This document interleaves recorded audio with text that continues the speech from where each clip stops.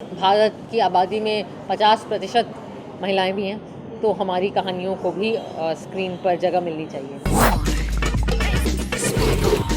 गौरव जी, बहुत बहुत स्वागत है आपका इस कन्वर्सेशन में। आपकी एक नई फिल्म आ रही है, वेब सीरीज आ रही है, जी जो कि डिजिटल को कनेक्ट करेगी और यूथ को ज़्यादातर कनेक्ट करने के हिसाब से आपकी ये फिल्म है। जी मैं जी जानना चाहूँगा इस फिल्म के अंदर ऐसी क्या खासियत है जिसकी वजह से आपने कुछ well it's not that simple. एक बहुत ही रोचक वेब सीरीज़ है जो 6 पार्ट में वूट ऐप पे आएगी 6 अक्टूबर से। आई थिंक कि वेब का जो स्पेस नया खुला है हमारे देश में, वो बड़ा इंटरेस्टिंग स्पेस है, क्योंकि उस पर बॉक्स ऑफिस का प्रेशर नहीं रहता जो फिल्मों पे होता है, उसमें टीआरपी का प्रेशर नहीं रहता जो टेलीविज़न पे होता है, वो सेंसर बोर्ड के पंजों से बाहर है। इसलिए नया काम जो आज़ाद है, जो एक्सपेरिमेंटल है, जो कुछ इंटरेस्टिंग सवाल पूछ रहा है, वो हम देख सकते हैं इस स्पेस में। इसलिए मैंने और एक नया प्लेटफॉर्म है एज एन एक्टर, आप एक नए तबके के साथ कनेक्ट कर पा रहे हो। नया तबका नहीं, वही तबका जो फिल्में देखता है शायद, लेकिन अब वो आपका काम अपने आराम से अपने फ्री टाइम में, या तो ऑफिस में या घर पे या बेडरूम में हेडफोन्स लगा के एक बड़े पर्सनल से स्पेस में देख रहे हैं। तो मैं काफ़ी एक्साइटेड थी कि ये प्लेटफॉर्म पे भी मैं काम करूं, मेरा काम यहाँ पे भी दिखाई पड़े। और ऑफ कोर्स जो कॉन्सेप्ट है, इट्स नॉट दैट सिंपल। नामक इस वेब सीरीज़ का, जिससे मैं अपना डेब्यू कर रही हूँ वेब स्पेस में, वो एक बहुत ही नया फ्रेश, सच्चाई से भरा और बहुत ही ऑनेस्ट अनअपोलोजेटिक नज़रिया है रिश्तों पर।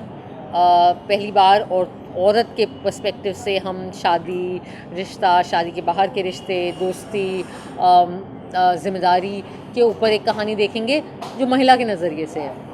और इसलिए मैंने सोचा कि मैं करूँ। आपने इससे पहले कई फिल्में की, नील रिलेशन है और भी कई फिल्में की हैं जो ज़्यादातर मिडिल क्लास हो गया, उनको ज़्यादा कनेक्ट करती है। अब जैसे कि ये नया प्लेटफॉर्म है, उसके अंदर ज़्यादातर तो आप देखोगे अर्बन लाइफ ज़्यादा उसके अंदर कनेक्ट है। तो दोनों का जो आपका ट्रांसफॉर्मेशन है, वो आपने कैसे मैनेज किया? आई मीन मैं एक एक्टर हूँ, मेरा काम है कि जो भी किरदार मुझे मिले उसके उसके हिसाब से अपने आप को मोल्ड करना और उसमें ढल जाना।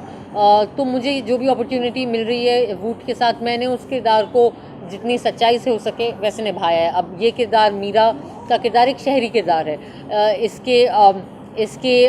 इसके जो समस्याएं हैं वो शायद एक शहरी औरत उस तरीके से जो जो हरकतें मीरा करती है या जो वो कदम उठाती है, वो शायद कोई भी उठा सकता है वैसे, बट शायद शहरों में ज़्यादा मिलता है। तो एज एन एक्टर आप कुछ भी करते हो। हाँ, ये ज़रूर है कि आज तक मुझे ज़्यादा इंडियन रोल्स में और इंडियन लुक में देखा गया है, और इसलिए भी मैं इट्स नॉट दैट सिंपल को लेके उत्सुक हूँ, क्योंकि मुझे लगता है कि ऑडियंस मुझे एक नए रूप में देख रही है। आमतौर पर देखा जाता है कि कई सारे जो एक्टर्स हैं कि किसी पर्टिकुलर सिनेमा से इन्वॉल्व होना चाहते हैं। ऐसा आपका भी कोई नज़रिया है कि आप किसी सिनेमा से इन्वॉल्व होना चाहती हैं? नहीं, मुझे लगता है कि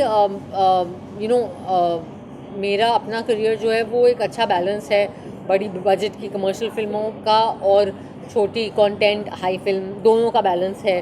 मैंने टेलीविज़न भी किया है, संविधान और रंगोली में होस्ट करती हूँ। तो I think as an actor हमारी लालच हमेशा ये होती है कि हम हर किस्म का काम करें, अच्छा काम करें, एज लॉन्ग एज हमें परफॉर्मेंस का स्कोप मिल रहा है।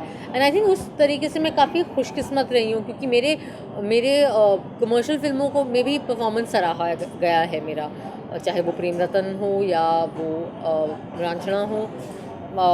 सो या आपने कहा कि वुमेन पर्सपेक्टिव फिल्म है। लोग आजकल ये भी कहते हैं कि वुमेन सेंट्रिक फिल्म।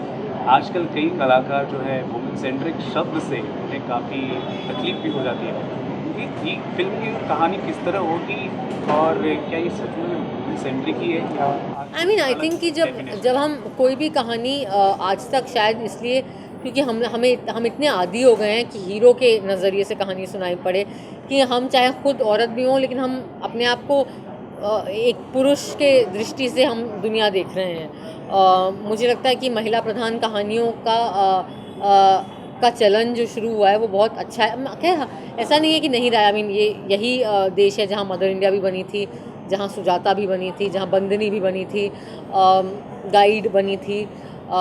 बट मुझे लगता है कि आज के ज़माने में सबसे मज़ेदार बात यह है कि महिला प्रधान जो कहानियाँ हैं वो बॉक्स ऑफिस में भी बहुत अच्छा कर रही हैं। सो ऑब्वियसली आई थिंक कि हमारी ऑडियंस को कोई समस्या नहीं है महिला प्रधान ना शब्द से ना कंटेंट से। अब बाकी अब लोग ये सब टर्म्स हैं, अल्टीमेटली मुझे लगता है कि भारत की आबादी में 50% महिलाएं भी हैं, तो हमारी कहानियों को भी स्क्रीन पर जगह मिलनी चाहिए। अच्छा, ये वेब सीरीज़ के साथ साथ आप मेन स्ट्रीम सिनेमा बड़े पर्दे का एक फिल्म है, उसमें भी आप रोल कर रही हैं, तो कैसा रहा? हाँ, मतलब अभी नील बटे के बाद मेरी अगली रिलीज़ अनारकली आरा वाली है, जिसमें मैं एक ऑर्केस्ट्रा पार्टी, नाच पार्टी की सिंगर डांसर का रोल कर रही हूँ। उसके बाद टिकली एंड लक्ष्मी बॉम्ब करके मैं एक फ़िल्म कर रही हूँ, जिसमें मैं एक सेक्स वर्कर का रोल करूँगी, उसकी शूट अभी शुरू होगी। और उसके बाद of course there is we ready wedding, तो जो जिसमें सोनम, करीना और शिखा कलसानिया करके एक एक्ट्रेस हैं। दोस्ती की कहानी है, मज़ेदार, बड़े मौजिल कहानी है। तो काम, हाँ, फ़िल्म का भी काम काफ़ी है। देखा जाता है क्योंकि जैसे वीरे दी वेडिंग के बारे में आपने कहा, काफ़ी हीरोइंस हैं, काफ़ी एक्ट्रेसेस हैं, मल्टी स्टारर है, कभी रिवैलरी का कुछ ऐसा आता है? वेल आई थिंक कि क्या होता है? नहीं, राइवलरी का ख्याल नहीं आता है, बिकॉज आई डोंट थिंक कि करीना, सोनम, मेरे और शिखा के बीच में एज सच कोई राइवलरी का स्पेस है, क्योंकि सब अपने करियर में अलग अलग मुकाम पर हैं, तो कोई एक दूसरे के कंपटीशन में नहीं है। सबका अपना अपना एक सफ़र है, वो उस सफ़र, और सब ने अपने अपने सफ़र में सफलता हासिल की है। एंड आई थिंक कि यार राइवलरी और ये सब बहुत ही बचकानी चीज़ें भी होती हैं, मतलब आई सपोज नेचुरल भी हैं, लेकिन कभी कभी मुझे लगता है कि आप लोग मीडिया में इसे ज़्यादा उछाल देते हो, जितना है नहीं उतना, क्योंकि एंड यू नो मुझे ये लगता है कि यार अब हमारा बस और हमारा कंट्रोल अपने काम पे है, तो बाकी चीज़ों पे टाइम वेस्ट करने का कोई मतलब नहीं है। आप अपना काम करिए अच्छे से, बाकी आपको कितना सक्सेस मिल रहा है, क्या नहीं मिल रहा है, राइवलरी ये सब, इसमें आप कुछ कर नहीं सकते हैं। तो ओके, रिसेंटली आपने एक रिएक्शन दिया था, मैं आपसे जो सवाल कर रहा हूँ उम्मीद करता हूँ आप उसका जवाब देंगे। कहते हैं कि border separate the nation and films unite the nation, लेकिन जिस तरह से जो आज तनाव में जो दो मुल्कों के बीच आर्टिस्ट को लेकर फिल्म्स के बीच चल रहे हैं, बातें चल रही हैं, उसके बारे में आपने क्या कहना है? मैं ये जवाब दे दे के थक गई हूँ। देखिए, मुझे नहीं लगता कि इसमें कोई भी डिबेट है कि जो भी उरी में हुआ, जो दहशतगर्द और टेररिस्ट कर रहे हैं वो गलत है, वो निंदनीय है, वो शर्मनाक है, और उसका जवाब देना चाहिए जो हमारी सरकार और हमारी आर्मी ने दिया है। इतना हमें पता है, इसमें कोई डिबेट नहीं है, ठीक है। टेररिस्ट गलत होते हैं, वो गलत लोग हैं, उनके साथ उनको पनिश करना चाहिए, और उन्हें किसी तरीके से डिफेंड नहीं कर सकता। मुझे नहीं लगता दुनिया में कोई कर सकता है डिफेंड टेररिस्ट को। तो आई थिंक कि फिर डिबेट क्या है? डिबेट ये है कि पाकिस्तानी आर्टिस्ट को क्या हमें इंडिया में काम करने देना चाहिए। अब इस पर सबकी अपनी अलग अलग राय है। कुछ लोग अपनी राय इमोशन में आके दे रहे हैं, कुछ लोग अपने इमोशन को थोड़ा दूर रख के समझने की कोशिश कर रहे हैं, मुद्दे को वो दे रहे हैं। तो ठीक है यार, अब हमारा देश में बहुत अलग किस्म के लोग हैं, बहुत अलग किस्म के विचार होंगे इसको लेकर। मुझे लगता है कि हमारी आर्मी और हमारी सरकार अपना काम कर रही है, and we should let them do their work. हाँ, मुझे इतना ज़रूर लगता है कि कलाकार और टेररिस्ट एक दूसरे, मतलब या तो ये ऐसा कोई सीन ही नहीं है, क्योंकि अभी तक कोई प्रूफ नहीं मिला कि कोई भी कलाकार का टेररिस्ट से कोई लेना देना हो। यू नो, आई मीन, वो अपना काम कर रहे हैं, वो टेररिस्ट बिल्कुल ही घटिया काम कर रहे हैं।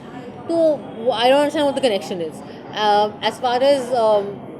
As far as Pakistani artist, and कि वो अब निंदा नहीं कर रहे टेररिस्टों की और अपने सरकार की। मुझे लगता है वो डरे हुए हैं, क्योंकि उनकी जान को टेररिस्ट से ज़्यादा खतरा है बनस्पत हमारी। 3 महीने पहले अमजद साबरी नाम के एक बहुत ही मशहूर कव्वाल उनके देश में अनआइडेंटिफाइड गनमैन द्वारा मारे गए, असैसिनेट हुए, आज तक नहीं पता चला किसने किया है। अब ऐसे माहौल में एक ऐसा स्टेट जहाँ पे लॉ एंड ऑर्डर नहीं है, जो एक फेल्ड स्टेट है, जिस पे आरोप है कि तुम टेररिस्ट को पनाह दे रहे हो, आपके शहरों में बम ब्लास्ट होते रहते हैं आए दिन, आपके लोग टेररिज्म से मारे जाते हैं। अब ऐसे देश में और ऐसे माहौल में अगर वहाँ के कलाकार डर रहे हैं टेररिस्ट से पंगा लेने में, तो इसमें क्या, मतलब क्या हैरानी है यार। ऑब्वियसली वो अपनी जान के लिए और अपने परिवार की जान के लिए उन्हें डर लग रहा है।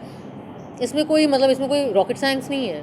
They are scared, this is what I think. Last में जानना चाहूँगा कि आपका जो वेब सीरीज़ है ये कभी हम देख पाएंगे, जैसे कि मोबाइल ऐप? जी हाँ, आप मेरा web series it's not that simple 6 अक्टूबर को वूट ऐप पे देख पाएंगे। तो आप प्लीज़ अपने फ़ोन या कंप्यूटर में वूट ऐप डाउनलोड कीजिए और 6 अक्टूबर से it's not that simple stream करना शुरू करिए, एंड लेट मी नो कैसा लगे। so much for talking to us. Thank Wish you all the best for this Thank you. venture. Thank you. So I need a particular reaction. मैं आपको बता देता हूँ, बहुत अच्छा फीचर बना रहे हैं. आजकल के जो बच्चे हैं डिजिटल ज़्यादा होते जा रहे हैं, उसके ज़रिए वीडियो गेम्स की वो ज़्यादा आकर्षित हो रहे हैं, जिसकी वजह से आउटडोर गेम्स में उनका पार्टिसिपेशन कम हो रहा है. इस पर आपका एक रिएक्शन चाहिए. ओके, जूनियर मैराथन एक इनिशिएटिव आ रहा है जिसमें बच्चे आउटडोर गेम से ज़्यादा पार्टिसिपेट होंगे. तो आप कुछ अपना रिएक्शन दीजिए. वेल मैं बस इतना कहूँगी कि बच्चों अपने कंप्यूटर गेम्स और टेलीविज़न को छोड़ो और घर से बाहर निकलो, बिकॉज व्हाट इज़ बचपन if not spent outside the house playing games and having fun outside the house. और ज़्यादा घर पे बैठोगे कंप्यूटर के सामने तो पैरों में जंग लग जाएगा. इसलिए get up, get out and join the junior marathon. Thank you so much. Thank you.